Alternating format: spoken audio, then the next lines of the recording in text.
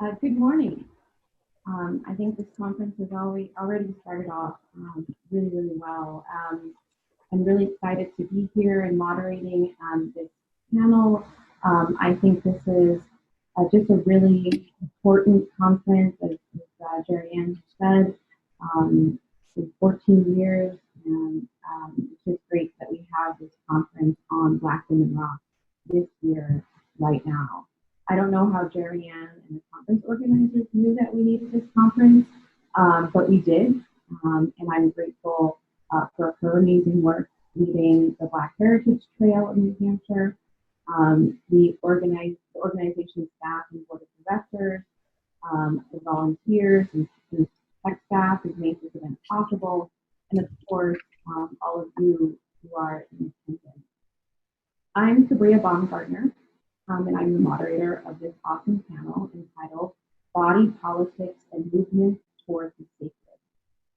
I'll keep my remarks brief and only say that, as indicated in the conference program, this panel discusses how Black women's resistance engages both body and spirit to move toward liberation. And as I said earlier, I think this panel, what we're going to talk about, is particularly timely, given the miscarriage of justice that happened in the Beyond. Panelists will share their lived experience and critical analysis of how Black women's bodies move in, through, and beyond white dominated spaces. I'm very excited to hear these presentations from these smart women who are at the top of the field. I will introduce each panelist before they present. So first, I want to welcome Courtney Marshall, a personal trainer and group exercise instructor who operates under Jump at the Sun Fitness. Great name. This exercise group is a Black feminist fitness initiative that runs out of the Althea Gibson Center, the workout space of Courtney's dream. Courtney is also an English teacher, dorm head, and associate dean of advising at Phillips, Exeter. She holds degrees from the University of California, Los Angeles, and she's also working on a new project entitled Ain't I an Athlete, which links stereotypes of Black women's strength to American fitness culture. Her presentation is entitled, If You Can't Run, Then Walk, Girl Trek and Black Women's Fitness. Join me in welcoming Courtney. Okay, so I unmuted myself. Hello, everybody. What's up? All right, so there was a comment in the chat that the sound was muffled. So I just wanted to see if it still sounds muffled, or should I move or something? I sound great. I'm loud, so all right, cool. And of course, as soon as I start, it's a parade outside. Great, of beeping and stuff. Okay, so here, let me set my time. They said, girl, you got 10 minutes. All right. Okay, perfect. Great. So let me just scoot over to this. All right, so good morning, everybody. Unless, of course, you're in Europe, in case, good afternoon. Maybe you're somewhere, Australia or something. Good afternoon, wherever you are. Good to be here. Always happy to be at the Black New England Conference. So my paper, or what I want to share today is, as I said, part of my lived experience of walking, but also my fascination with this organization, Girl Trek, and kind of what it has to do with Black women's leadership, Black women's activism, and as was stated earlier, the bringing together of the sacred and the physical. So I am someone who, as was said, I am a trainer and I am a group exercise instructor. I've been teaching probably going on 5 or 6 years now. Let me be nice. I've been using Black feminism to teach exercise for the past 5 or 6 years. I started, being a gym member, and then I was also someone who was a Black feminist thinker, Black feminist professor, and I wanted to bring those two things together. And so that's what I've been doing for the last 5 or 6 years, both bringing that into my classes, but also kind of doing what I can to expand opportunities for Black women who want to go into the fitness industry. So today my paper is about walking. I'm obsessed with images of Black people walking and the history of Black people walking. So I didn't bring any images, but I just kind of called to your mind images of the Montgomery bus boycott, which is 381 days of folks walking. Of course, the March on Washington. I think about high events like the Obamas, walking during the inaugural parade. But things also like the line of people filing past Emmett Till's casket are all of our images that we have now currently of marches against police brutality, as well as stories about Black people who are accosted and threatened, right, with police action when they are out walking, right, or enjoying themselves, out running. And so I locate these pictures within this kind of longer history of the criminalization of Black movement.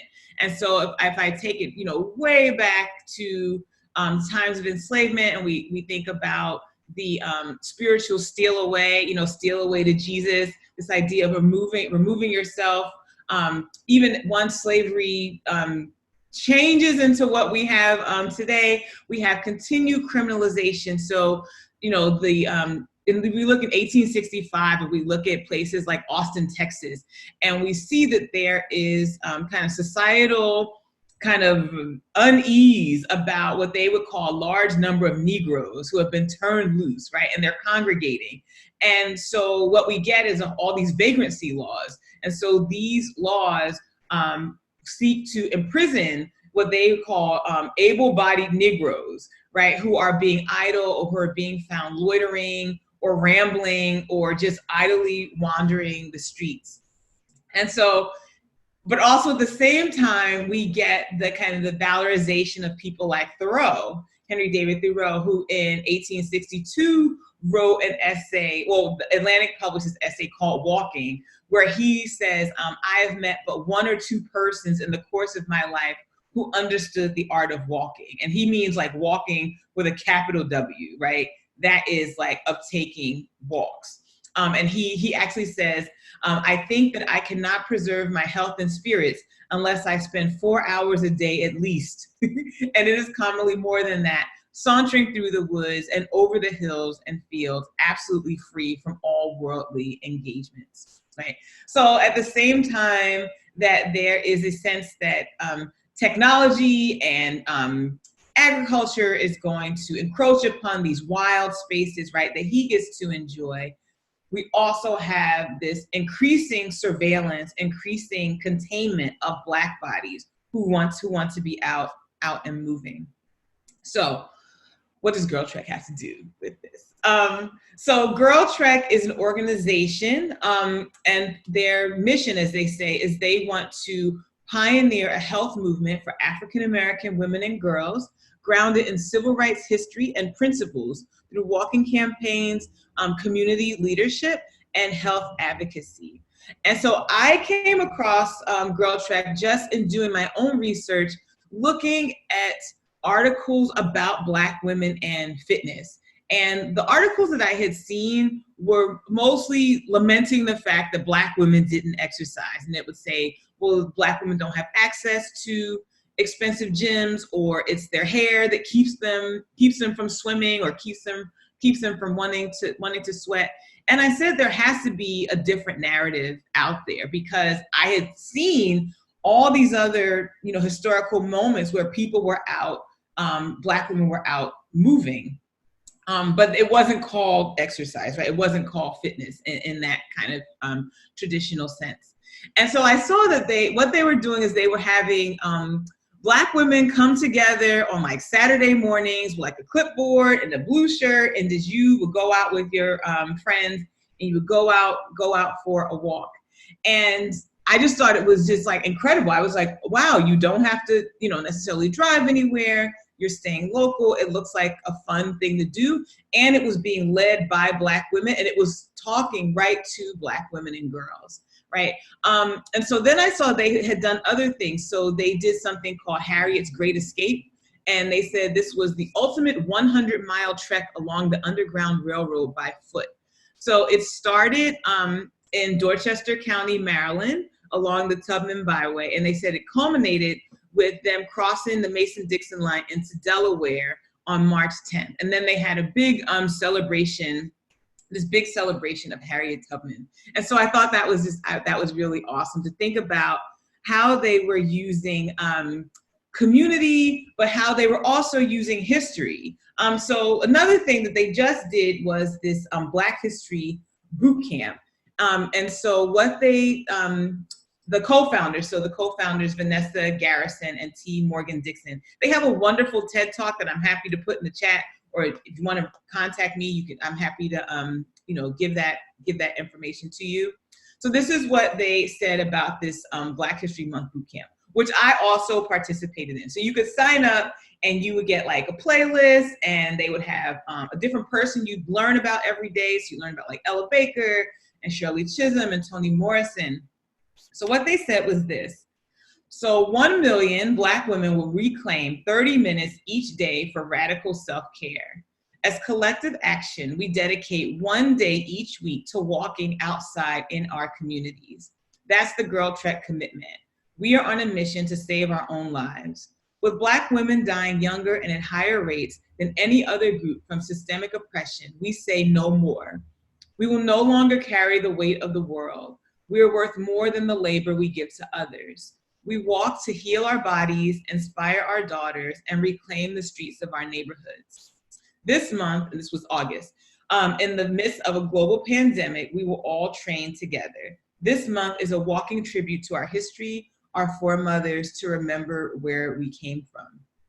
And so I thought it was just, phenomenal. So these two women, right, have come together, and now there are chapters in cities and towns everywhere.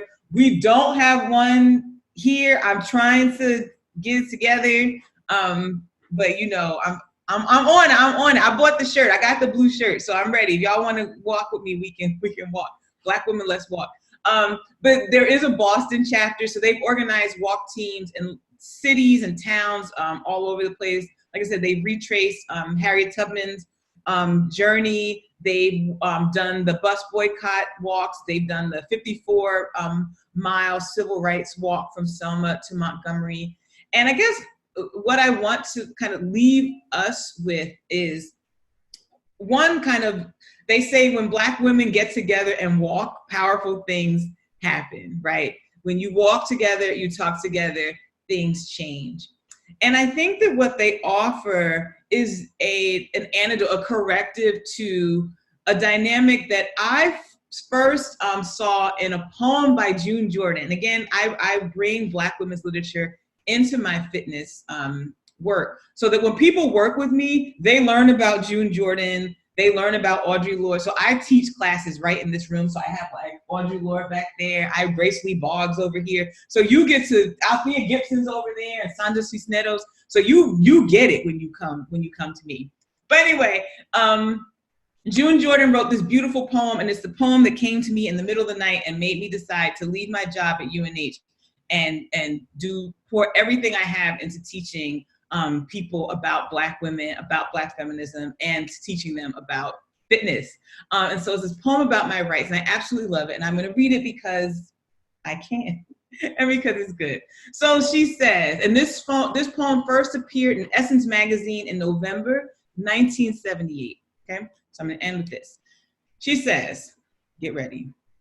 Even tonight, and I need to take a walk and clear my head about this poem, about why I can't go out without changing my clothes, my shoes, my body posture, my gender identity, my age, my status as a woman alone in the evening, alone on the streets, alone not being the point, The point being that I can't do what I want to do with my own body because I'm the wrong sex, the wrong age, the wrong skin. And suppose it was not here in the city, but down on the beach or far into the woods.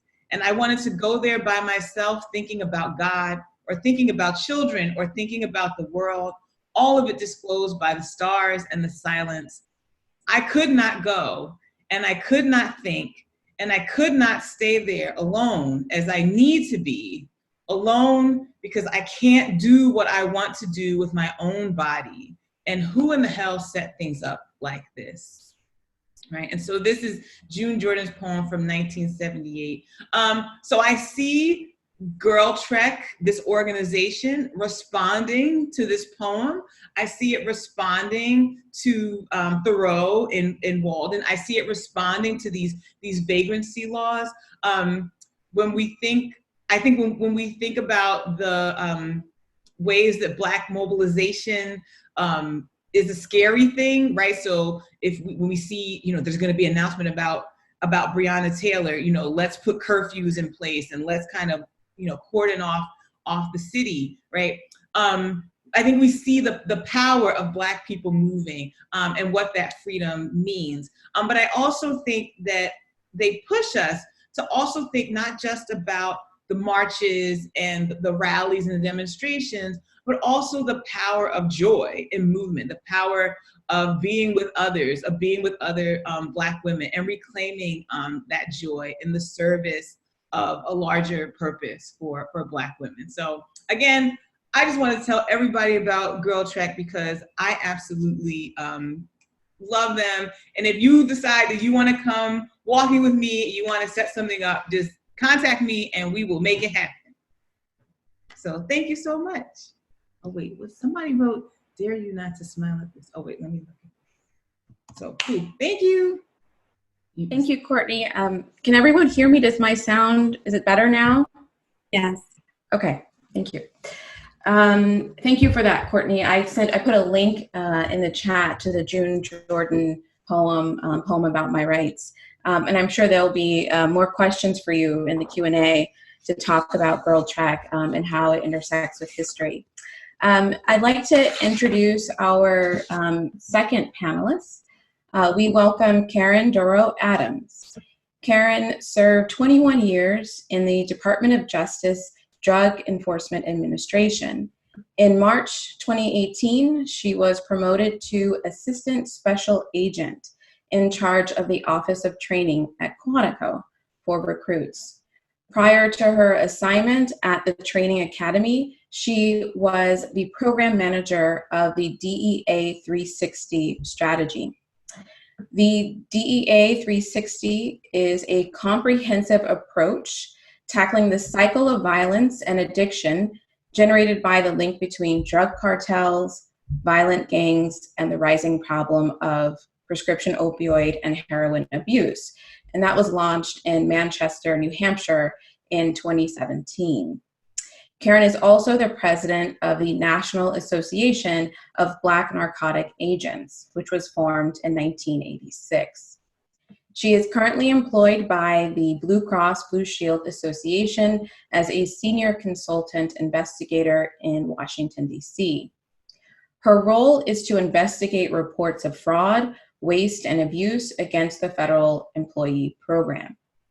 She holds quite a few degrees, including an associate's degree in electronic engineering technology, a bachelor's degree in communication from William Patterson University, and a master's degree from Seton Hall University in education.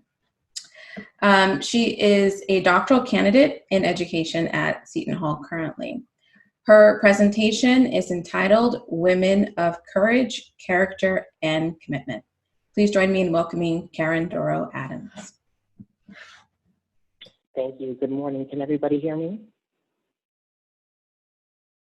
Yes. Can you hear me? Okay, very good. I would like to thank Kabria Baumgartner for your kind introduction and agreeing to moderate our panel this morning. I'm honored to be on the panel with such distinguished guests as Courtney Marshall and Loretta Brady. I also want to express my appreciation to Linda Keith and most importantly to DeAnn Bogus for inviting me here to speak with you this morning and coordinating today's DNEC 2020 Black Women Rock Conference for all they're doing to celebrate the important contributions of women. As women, we have an obligation to break barriers and to make a meaningful contributions in our country, our profession, and to our fellow women. It begins with us, our families, and our employers, and it ends with the legacy and the inspiration we leave to those who follow in our footsteps. I appreciate the opportunity to speak to you today about body politics and the movement towards the sacred, as we explore the incredible achievements women have made and how we can build on them for ourselves. Broadly, we can't talk about the obstacles or challenges without talking about racism and discrimination. These are the challenges that I faced in my professional career. Experiences such as these are mentally and physically draining, hurtful, and can even contribute to self-doubt. When we talk about body politics and the movements toward the sacred, it reminds me of my everyday struggle.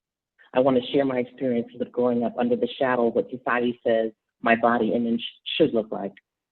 I first want to start off by telling you my brief story. I grew up in a small town in Fort Dix, New Jersey called Browns Mills. This town was a military-based community, and it was very diverse.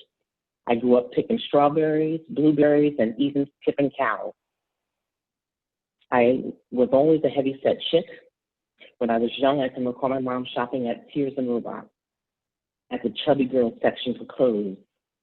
It was always a constant struggle for me. I wish I could say I overcame it, but I didn't. It's still a struggle. I used to compare myself to other women, but this is how God made me, and this is who I am.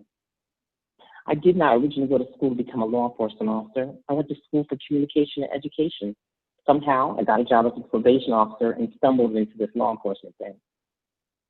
But I was disheartened to learn throughout my career that law enforcement is plagued with politics, racism, implicit bias, and inappropriate behaviors. I was really shocked when I entered the profession and found out that racial and ethnic slurs were part of the everyday dialogue among some of my colleagues. In June of 1999, I joined the United States Drug Enforcement Administration.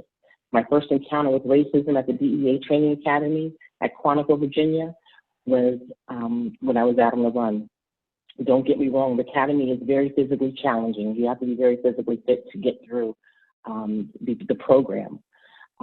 So what usually happens was we'd run a couple times a week. And one day when I was with my class out on the run, there's probably approximately 50 people in a class where on a run, and we're doing this physical fitness run. I always finished last, but I always finished in the time allotted. During one of my runs, someone made a comment to me like, don't you know how to run like an African? Can't you run like an African? I was shocked. Don't get me wrong, when I graduated the academy, I was in the best shape of my life. After the academy, I was assigned to the New York Field Division. In New York at the time, there were approximately 450 special agents and only 5 African-American female special agents. I worked there 10 years, working cases and doing a lot of undercover work. I can recall a time when I was asked to play undercover role as a stripper at a strip club. I had to question them. As big as I am, you want me to play the role of a stripper? I got to go undercover as a stripper? There were plenty of other blonde-haired, blue-eyed, 125-pound female special agents that could have easily played that role. But because of the stereotype and the perception white males have, a conceived notion that Black women can play the role, the undercover capacity role more effectively, undercover was always looked at as a Black agent, something that you always were expected to do. In 2008, I can recall another very critical time in my career when we were in the projects in the Bronx, New York. Because of my weight, I couldn't keep up with my other colleagues. They had all jumped over the fence, but I couldn't jump over the fence, so I had to go around. Somehow my team lost the suspect, and I looked up, and the suspect ran right across my path. I was unable to keep up with him. However, my team saw me running and knew I must have been chasing somebody. At that point, I began to realize I knew I had to do something about my weight, not just for my safety, but for my squad's safety as well. The politics involved in law enforcement is real. One thing I realized is that my counterparts can look any way they want. They can be as heavy as they want, but they still get to be promoted. But as an African-American female, I knew that if I wanted to be promoted, I had to do something about my weight. So I would not be judged and that so I can move up in rank. So I did. I made a conscious decision every day to control my weight. This didn't discourage me though. It actually made me stronger because throughout my journey, I've frequently been the only African-American female in the room or in a meeting. It's one of those unfortunate, isolating facts, but you learn to overcome it. As women, we always have to be on, always have to do more, jump higher, be better, and demonstrate greater skills. We've had long-term impacts. These skills have had long-term impacts on my mental and physical health, but we are women of courage, character, and commitment. In 2008, I took the test to be promoted to supervisor and was eventually promoted and became the technical operations supervisor. I supervised the Homeland Security Investigations Task Force Group in New York. And in 2015, I transferred down to Washington, D.C. to supervise the Tactical Diversion Squad, and then the staff coordinator of the DEA 360 strategy program in Congressional Public Affairs. I actually launched the DEA 360 program here in Manchester, New Hampshire in 2017 to address the prescription opioid heroin problem. Upon being promoted to the next level as the second in charge of the Drug Enforcement Administration Training Academy, it was made clear to me by the special agent in charge at the time that he didn't want me. When I met with him, he said to me, "I didn't select you, the career board did." While at Quantico, the special agent in charge made a concerted effort to minimize and marginalize my role. In 2019, I submitted my senior executive service package for the first time, and I received the best qualified score. I submitted my candidacy and interviewed for a special agent in charge of the Office of Training. I knew I'd get the position, but I wasn't selected. I strongly believed that I had a great opportunity based on my cumulative education and experience. I later heard from some of the background of some of the feedback from my interview, and they basically said she's not ready to be promoted. I just want to note that I set the band for every position I put in for. For the 14 promotional exam, I received a score of 95 out of 100. For the 15 promotional exam, I received a 96 out of 100. And on my SES package, my senior executive service package, I received an 18 out of a score of 23. The person who was selected for the position of the special agent in charge of the Office of Training was the staff's friend, a white male who did not have a higher score or an educational background. As was stated earlier, I'm 18 credits away from a PhD in education from Seton Hall University. I didn't want to leave DEA, but like many of my colleagues for African Americans, I saw the writing on the wall. Now remember, in 1999, while at Academy, I told you that they told me to run like an African. Almost 21 years later, as I am the second in charge of the Academy, we were still dealing with some of the same issues. Just a year and a half ago, I had to write up one of the senior instructors because he was out on the firearms range calling African-American recruits monkeys and making monkey noises toward them. I saw firsthand some of these issues being swept under the rug. I made a decision to leave DEA. When I completed my exit interview, I stated that I was not mad or angry, just disappointed that we, DEA, had not evolved in 21 years. I love working for DEA, but I know that in the words of the late Congressman Elijah Cummings, we're better than this. I retired from DEA in December 2019. I would encourage everyone, particularly in times like these, to step out of your comfort zone, because this is where the healing begins. We all know that to fix a problem, you have to acknowledge the problem. We all have to get a little uncomfortable in order to get comfortable. We need to acknowledge the existence of systemic racism instead of using terms like a few bad apples. Implicit biases don't make us bad people.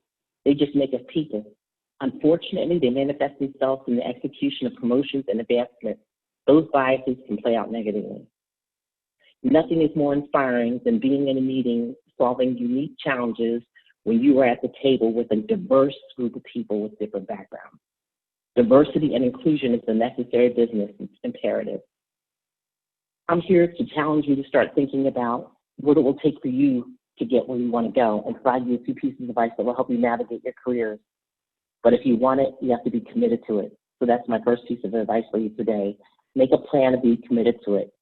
Have a chart that will guide you in your career, but also be open to new and sometimes unexpected opportunities that may take you out of your comfort zone. If you're like me, your plan should be based on what you're passionate about, and that should include finding organizations where you can be fulfilled. I retired after 21 years with DEA. DEA fulfilled some of my goals, but I still have and want more. I ultimately would love to teach at a professor at the university, so that's what I'm working on. What are you passionate for? What do you want? What you want may not come in your first assignment or even your second or third, but don't hesitate to seek it out. For me, overcoming my struggle with weight, finding my sense of purpose, and where I had the opportunity to succeed. Finding the place that is the right fit for you so you can be fully engaged once you get there. Oh, It's important to know I don't know. politics on the job Probably. so that you can better understand and navigate them. That leads me to my second piece of advice. Be that go-to person in your organization that people want to work with, and don't hesitate to take yourself out of the comfort zone. That may mean confronting what you're most scared of, but it also should mean building on your strengths. This will give you the opportunity to learn and grow. And when opportunity does come to lead, and it will, because this world is always short of good leaders, especially women, you'll be called on and given a chance. That wasn't the case for women, particularly in professions such as law enforcement, but it is truer today than ever before. Believe in yourself, believe in what you want to accomplish, and find a way. One truth that came out of my experiences throughout my life, but particularly in DEA, is how invaluable being a mentor and having a mentor can be. I've been blessed to find and have found by a couple mentors over the years. At one point, I started to limit myself, thinking that my mentors needed to look like me. That's a big mistake. Some of your mentors may not even look like you. I've had mentors who have believed in me and helped me make me who I am today. Look for people who encourage and challenge you. Mentors are more than friends and confidants. They're people, both men and women, black and white, who gave me good advice, were honest and even brutally honest, but always had my best interests in mind. Whatever position you're in, surround yourself with people you can learn from and those who will keep you challenged, and hopefully one or more will become your mentor. And so let me leave you with this last piece of advice, and that is to never stop learning or networking. Do that today and every day. Get to know others, not just in school, at home, in the community, everywhere.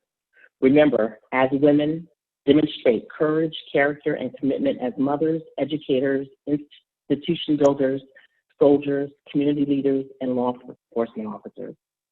Let your lives and your work inspire girls and women to achieve their full potential, and encourage boys and men to respect the diversity and the depth of a woman's experience. Thank you for the important work each of you are doing in inviting me here to speak today here at the Black Women Rock Conference as we celebrate women of courage, character, and commitment. Thank you. Thank you so much, Karen, for that powerful testimony. I think we can already see links between your personal experience, also the wonderful advice you've given us, as well as what Courtney is doing when we think about Black women's bodies, but also Black women's spirit, Black women's joy. So thank you so much for sharing that. Our third panelist is Dr. Loretta Brady, a professor in the psychology department at St. Anselm College. Her research is on risk and resilience, and she's developed a specialty in technology, employee training, diversity, and organizational psychology. She is also a licensed clinical psychologist, and her clinical efforts have served many diverse groups throughout New Hampshire. Join me in welcoming Dr. Brady. Thank you so much for that introduction and for the opportunity to present today. I believe there are slides. Can anyone tell me how those will be shown? You can share them from your computer, or I can share them, whichever you would prefer.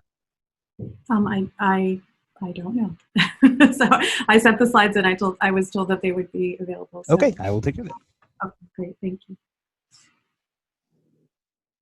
So as slides are coming up, I'll just give a little context for the talk today. Resilient Resistance is a title I've used actually in the past for a program where Erica Armstrong Dunbar was visiting St. Anselm College where I teach. and she was giving a lecture, and so we had organized a program called Resilient Resistance for her to give a lecture discussing free Black communities in Philadelphia and New Hampshire and the way in which their connection and relationship to ONA, Judge Staines, was really pivotal in the ability that ONA had to make a life in New Hampshire. So as the slides are coming up, are those coming soon? Yeah, we're just getting them up right now. I apologize. Great. This talk is really going to focus on examining the lessons from Black women leading liberation and self-care through writing, advocacy, and community building. The lessons from Audre Lorde's life really point in the direction of using one's whole self in the service of liberation. In the interest of time, I'm going to just speak. You'll see some slides eventually. In America, Black women have always had much to endure and resist. Audre Lorde's voice affirmed that enduring and resistance, while necessary, costs us much. In fact, it's our complexity that costs a lot in a power structure that profits from efficiency. To endure that, we must survive. And to resist, we must have strength and strategy. Something Karen's story certainly bears out, and something Courtney's work certainly helps remind us of. Audre's life demonstrated that neither was possible without liberation, and that neither was available in the context of individual liberation. And even when it is available, liberation costs much for us to seek and sustain. Without community, Audre wrote, there is no liberation. You can please advance to the next slide, thank you. But community must not mean the shedding of our differences, nor the pathetic consequences that these differences do. In Audre's writing, she speaks frequently across her career about conflicts that she encountered in the work that she was engaged with. That work included writing, it included community organizing, it included at some points in her career being an academic, and always she writes quite clearly that the work of her writing and of her community building was in fact self-care. She positions the work of being in community as one that requires us to navigate and name the conflicts and the spaces where we are not welcomed. And that tenacity, that ability to recognize that our liberation is dependent on others' liberation and on other people. To Dr. Morris's point this morning, bringing in Alice Walker's work, this is a womanist reality, right? It's a womanist tradition, although it may not have been named that as Audre was beginning her writing. Audre's lived example is very womanist in the tradition of Alice Walker and later Renetta Weems' work, a theologian, a womanist theologian. But in our time today, I want to introduce you to three current contemporary Black women who are writing and building community and I think really extending this idea that Audre introduced us to here. Next slide, please. So the three women that we're going to spend our time with this morning include Dr. Stacey Patton, Dr. Roy, and Patrice Gallors. And I argue that each of these women in their own way, and although they may not identify with a particular theologic tradition, are examples of womanist leadership. That their spiritual practice of writing and creating and questioning and advocating is in fact womanist leadership, and that they engage in a sacred and spiritual tradition as they engage their work. Next slide, please. We survive by naming the pain and centering truth, no matter the cost. And Audrey's quote, I don't think I have attributed the source, Sister Outsider, I don't think is correct, but she wrote, "I'm listening to what fear teaches. I will never be gone. I'm a scar, a report from the front lines, a talisman, a resurrection, a rough place on the chin of complacency."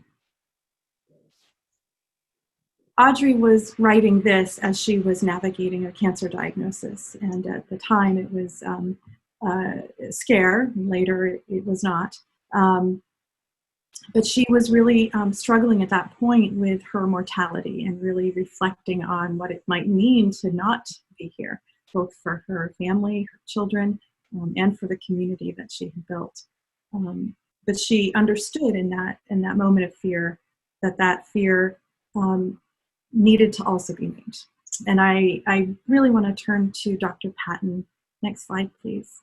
I see this same tenacity, this same willingness to be a rough place on the chin of complacency.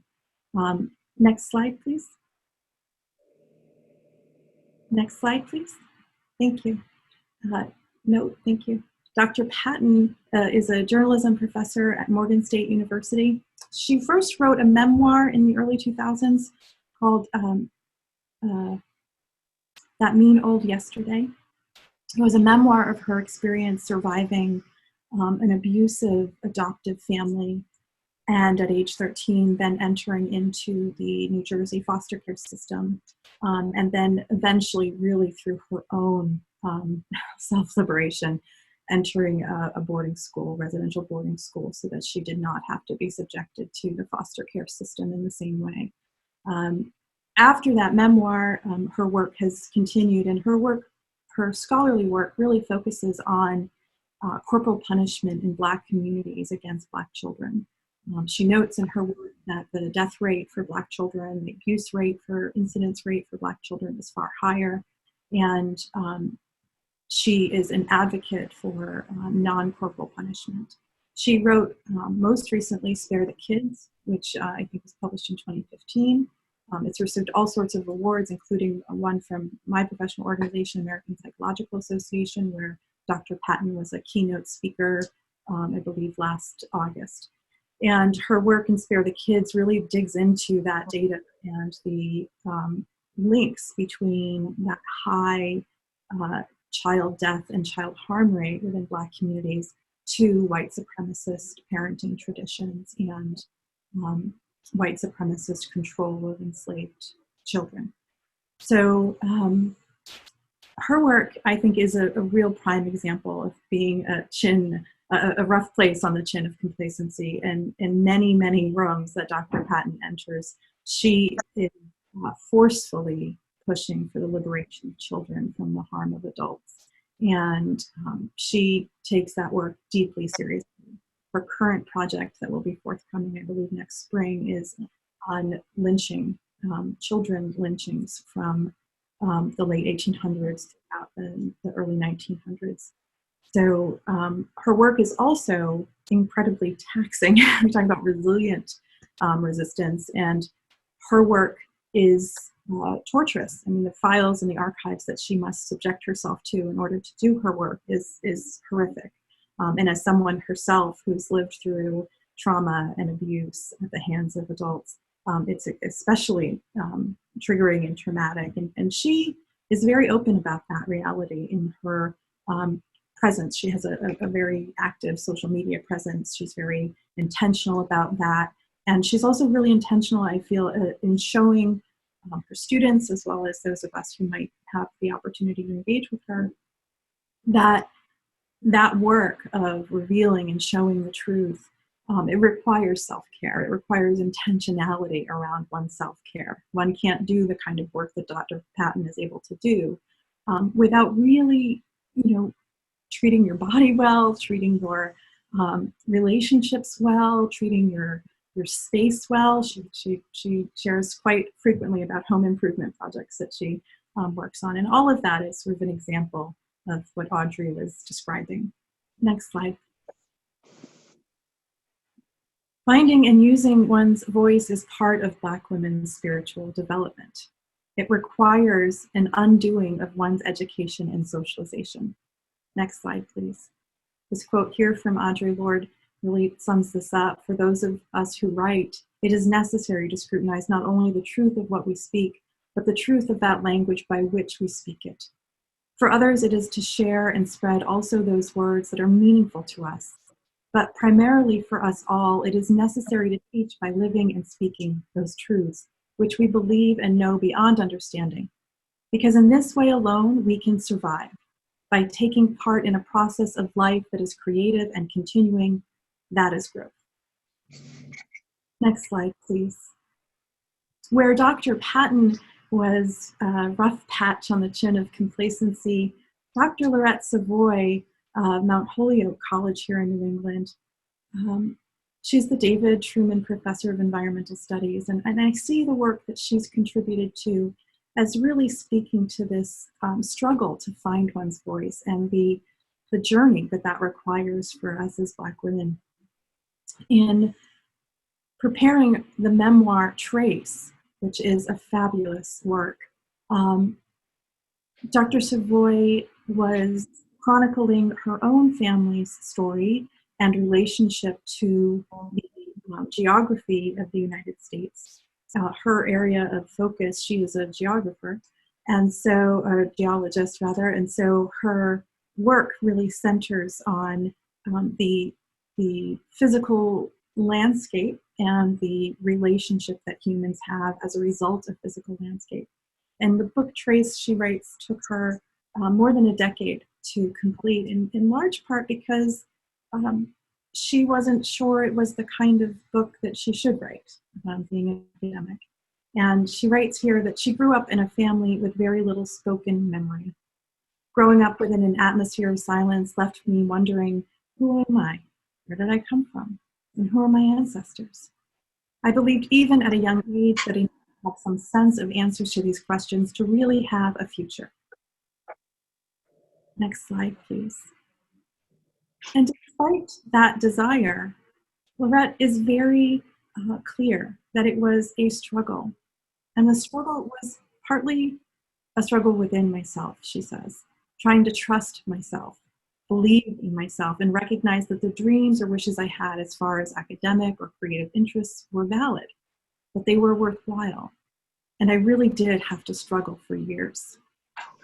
I think back as I read this quote from Dr. Savoy to Audrey's point about having to find one's voice and having to engage that as part of one's liberation. Next slide, please. The costs are high in telling truth, in naming truth, and finding voice. To sustain those costs requires release, nurture, and renewal. Resistance is possible through restoration, and this requires intentional cultivation of spiritual community and communication. Dr. Savoy's work required community as well. It required her to be vulnerable and to share drafts and outlines and versions of her project with those who were ultimately going to judge her tenure packet, if you will, and ultimately affect the course of her career. So she really had to recognize that herself. As we move into our third contemporary Black woman that I think represents Audre Lorde's tradition of using writing and advocacy and self-care, community building and self-care, I want to introduce Patrice Gallors. Next slide, please.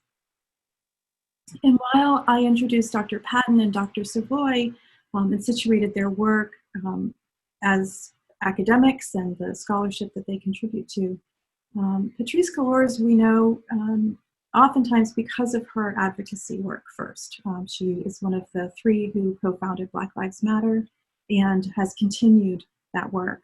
But she's also a writer, and she's also an artist, a performer, a theater professional. That work of hers is not always recognized in the same way as her Black Lives Matter work, but they are part and parcel and incredibly important to her. In naming truth and honoring pain, community is created. And in honoring truth and naming pain, community is created. In shared created community, worlds are transformed. Words, your words, can transform worlds. Patrice's memoir, When They Call You a Terrorist, if you haven't had a chance to read that work, please do. It is a lovely testament to the endurance that she and her family had in bringing around a movement for prison abolition. And again, just as Dr. Patton's work focuses on liberating children from adults that will harm them, Patrice's work focuses on liberating all of us. One way she works through this beyond Black Lives Matter and beyond her writing is through her performance work. Next slide, please. The images that we see here are from her thesis performance, and the themes that she illustrates in the performance. You see her standing. She is about to dip into this tub of salt, actually. And so this is sort of the first moment here, and you can see this beautiful flowing skirt. And then you can see her resting within that tub itself, covered in salt.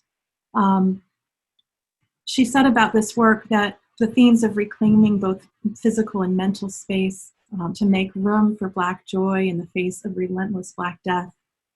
And her description, it calls back to Audre Lorde's description of the importance of self-care to the movement.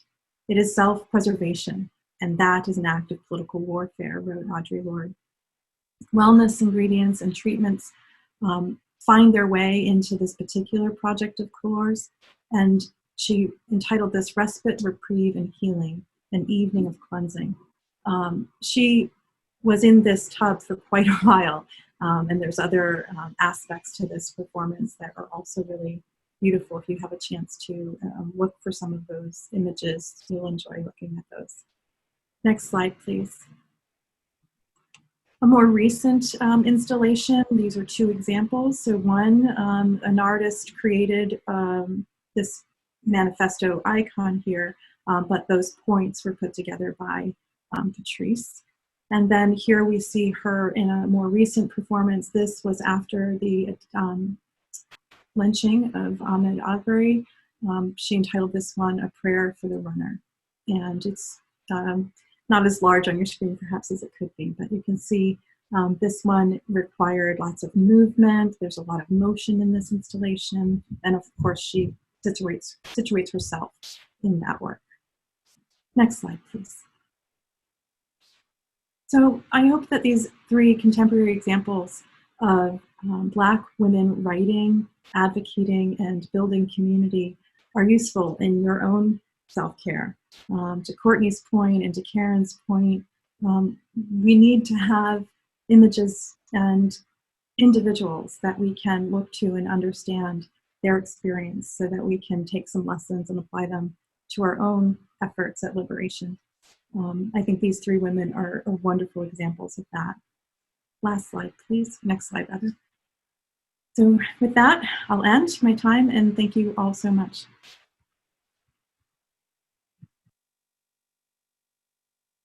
Thank you so much. This has been incredible learning about those three models of African-American women's activism and then tracing that back to Audre Lorde. Again, I want to thank the panelists for these powerful presentations. A lot of great synergy. I want to open it up to the audience to ask questions. I will reserve my own questions for a couple of minutes, but I just want to keep an eye on the chat so you all have a chance to ask questions of these panelists who've given us just brilliant presentations.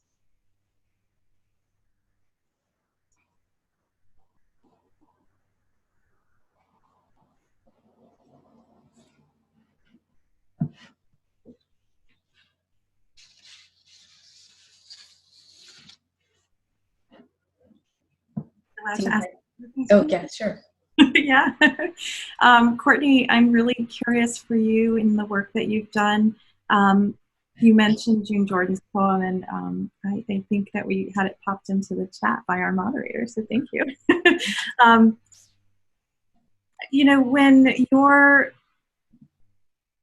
getting someone who is caught up in this community building and the advocating work, how are you getting their attention and helping them be intentional about the physical self-care that the work requires? Could you say that last part one more time? Sure. I'm just curious how you are able to engage folks like the women I just shared who are so busy with what they're doing. How do you engage them in that physical self-care as an aspect of what they're doing? Wow.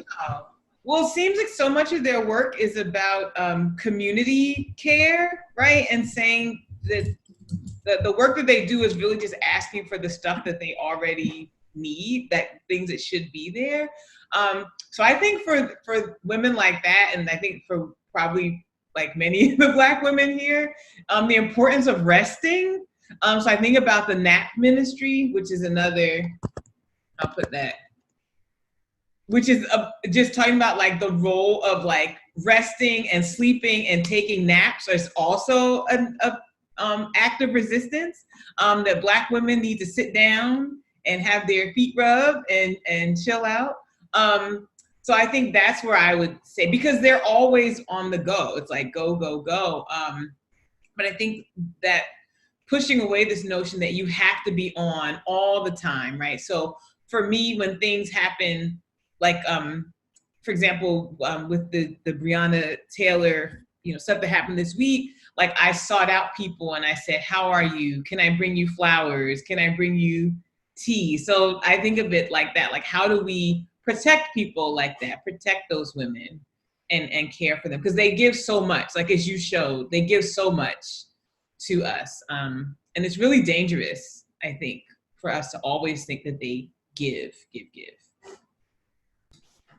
So we have one question, a couple questions in the chat. The first question, how does the relationship between resilience and resistance inform your work? And that's a question to all of you if you would like to answer.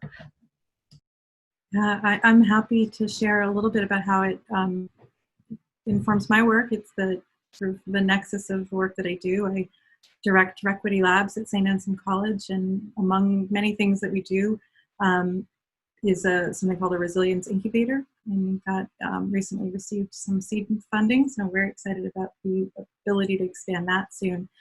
But that, really drawing lessons from each of the women that I presented, looking at game and play-based approaches to interventions, and really trying to find opportunities to provide resilience-boosting experiences, because resilience is only holds as well as our networks hold, right? To Courtney's point of having someone check in on you, right? That's a part of one's own resilience, right? But it does require Courtney to check in on us, right? So that's how I see those two, that intentionality around creating resilient opportunities for resilience, or to boost resilience or to contribute to someone else's resilience. All of those things I see as acts of resistance, to the point of nap ministry that Courtney mentioned.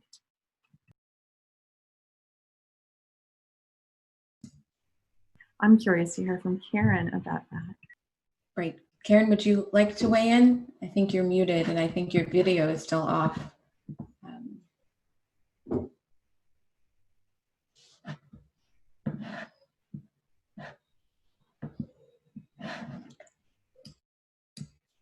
Karen, can you hear me?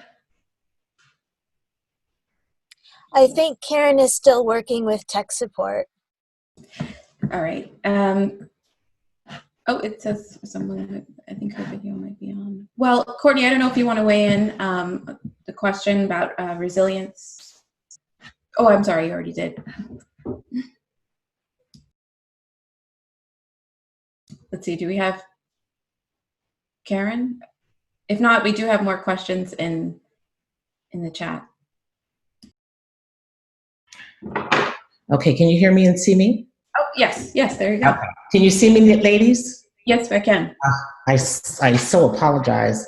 We had to switch computers at the last minute to make sure that you can see me. I didn't realize I gave my presentation and no one saw me.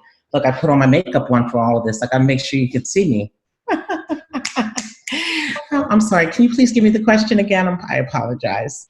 There was a chat question about resilient resistance, and how do you see resilience and resistance informing your work?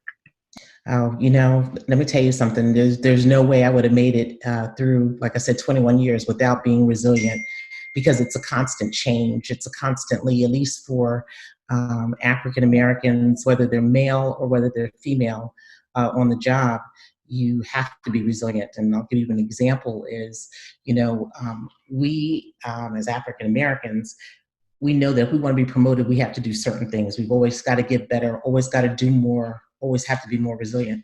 The problem is that with us always having to do more, we call it at DEA, as Blacks, we have to circle the base 2 times in order to hit a home run. When they can hit the bat, they can hit it 1 time and knock the ball out the park. For us, we've always got to do more. And it's just something, that you learned, and you have to have tough skin. And Lord knows, praise God that I have it. And a lot of my colleagues that are still there do. So I guess that's all I have to say about resilience.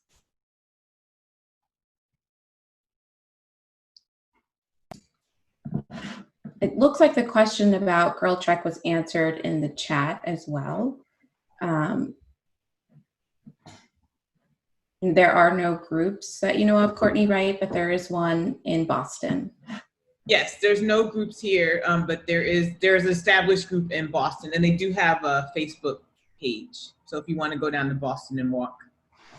And they're also the other thing with the weekly walks, because of social distancing and stuff, they've been encouraging people to do these like challenges where you do things separately too.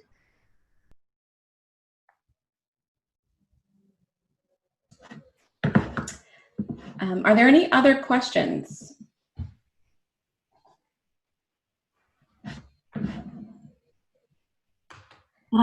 I had a question for Karen based on your presentation earlier, Karen. You shared, you don't hold that anger, that you're not angry about the treatment that you observed and you experienced directly. I guess I'm curious, what's the spiritual practice that gives you that release? And could you share a little bit about that? Oh, thank you very much. One of the things is I say that I'm working harder for DEA now that I retired than I did when I was with DEA, because a lot of the Black retired agents are actually fighting and going after, let's just say, with the Attorney General Barr. He came out probably about 3 months ago, and I'm sure everybody's heard this. He came out and said that there's no systemic racism in the Department of Justice.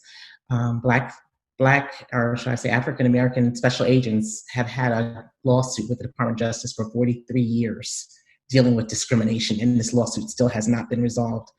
And I'm on the phone every day. I was on the phone before this call. I was on the phone yesterday with the news reporters trying to let them know some of the things that are going on and some of the things that happened. And you remember my story. I told you that, just a year and a half ago, we have a senior instructor out on the range calling Black agents or Black bats monkeys and making monkey noises. I'm like, really? I was really shocked and upset by that. And as the second in charge of the academy, I had to go to the special agent in charge and be like, look, either you're going to handle this or I'm handling it, just to make sure that they didn't sweep it underneath the rug. But, you just learn, you learn to be tough, man. I mean, I have to say, I was very passive at first when I first started with DEA, and my chest used to hurt for the first year because I didn't speak up. Then you learn to speak up. You learn that if you don't do it, no one's going to do it for you. And when I left DEA, I was probably like I actually tied for the 3rd highest Black female agent to leave DEA when I left. But it's just something that you learn. It's thick skin. It's the grace of God. There's no way that I could have made it through without him. I remember even on my runs, my middle name is DeAnn, DeAnn.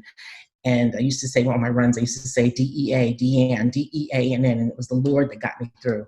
But I am blessed, and I am blessed to have had a wonderful career, and I'm thankful that I don't hold that anger. But I just know that I've got to do something for the people behind me, and that's why I'm still on the phone with reporters and just trying to do whatever I can for those young agents that are still on the job that are going through some of the BS that I went through. Thank you for the question. Bob Thompson would like the other 2 panelists, if you could, answer this question about spiritual practice, Loretta and Courtney. you know, the examples I gave are women who inspire me in my work around writing and advocacy and community building. And so, like I observe them, and like I've observed Audrey's practice in her writing, that is a spiritual practice for me. And it is the thing that allows me to navigate the sexist and racist choppy waters that we all have to navigate as women of color. So that time and that intentionality to make that space and to revisit words and to refine words, all of that feels like spiritual practice for me. That would be my answer. And I wrote in the chat that Black feminism is my spiritual practice. Black women's words, you know, I look at them like scripture. I have a shirt that says, I can do all things through Black women who give me strength. I should have worn that. But yes, that is my spiritual practice. Praise the Lord. Amen. There was a really interesting question I want to get to about wearying, right? Can you share your thoughts on that? The cellular effects of racism on the bodies of Black women. Do you all have any insights about that? There's a rich body of literature on what's referred to as allostatic load. Allostatic load, I'll type it in the chat when I'm not talking. And that is the genetic wear and tear that our bodies are subjected to through normal life. It can affect our telomere length, which is the kind of the longevity aspect of our genes. Stress, which racism and sexism, of course, are a stress. Oppression is a stress, right? Oppression is trauma. All of those things increase the cortisol in our systems, increase the glucocortisol, and those have wearying effects on our physiology, right? And where if we are subjected to that in a chronic way, which of course just by being alive one is, that over time does have the deleterious health effects. You know, a lot of the COVID-19 health disparity, there's certainly, you know, we're going to be examining that for many years to come, but that inflammatory process that happens as a result of stress, it can present in a number of physical ways: asthma, diabetes, cancer, chronic pain, fibromyalgia, and just, you know, really many chronic illnesses are inflammatory. They're an inflammatory process. So that, to me, is a big impact on that the speaker's question there.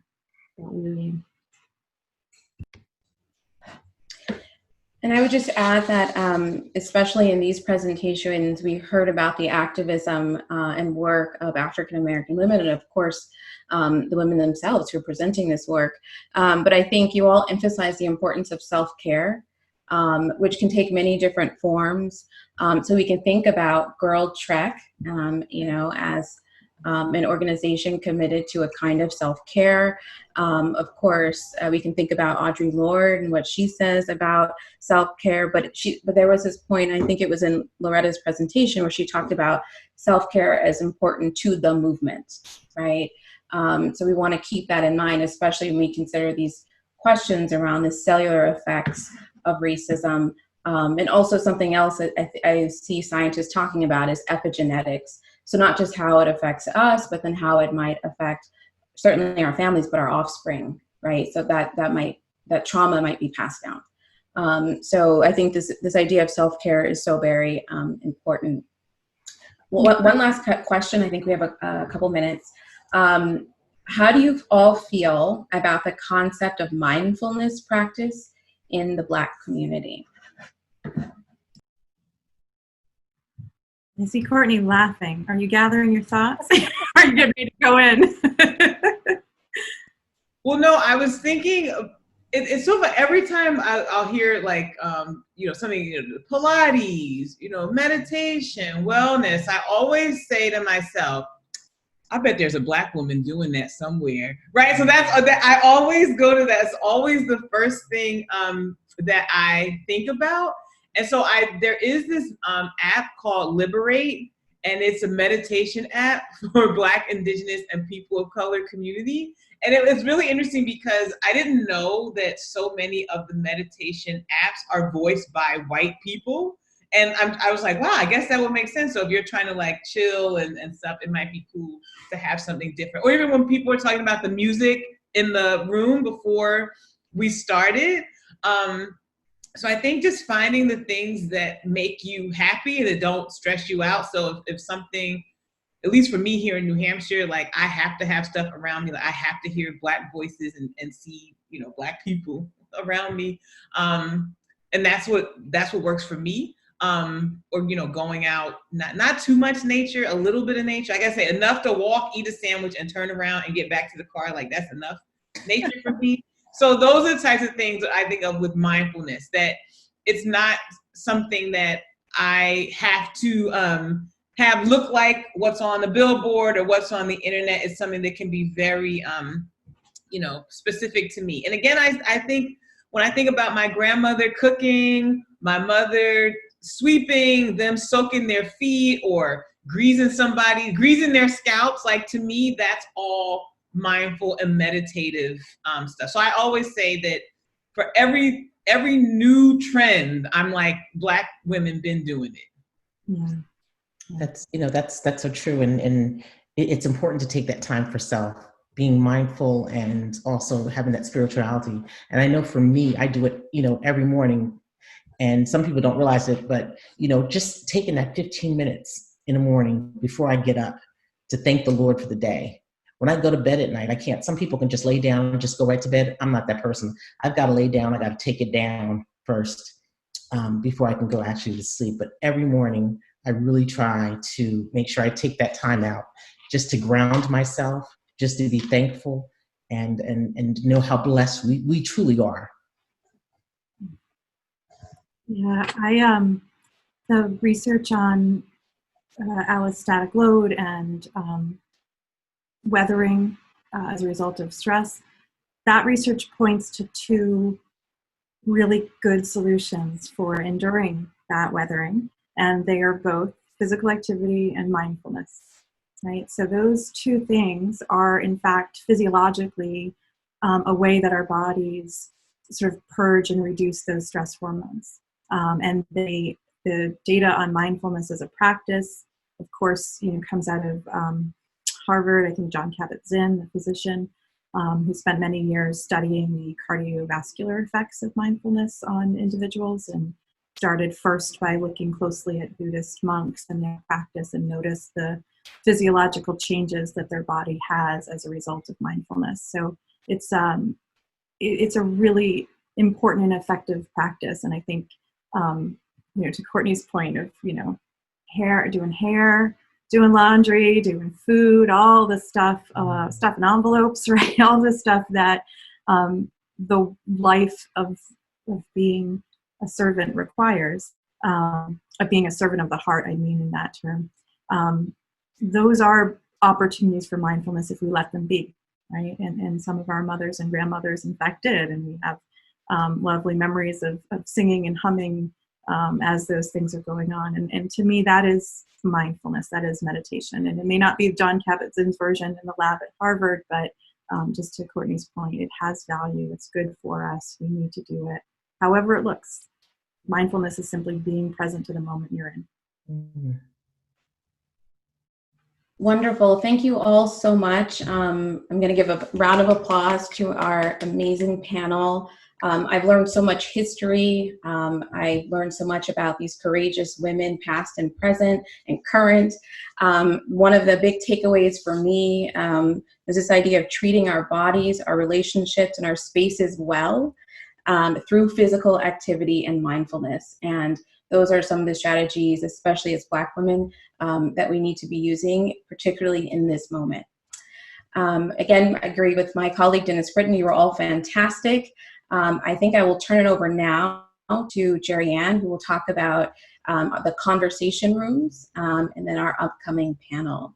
Thank you again to our panelists.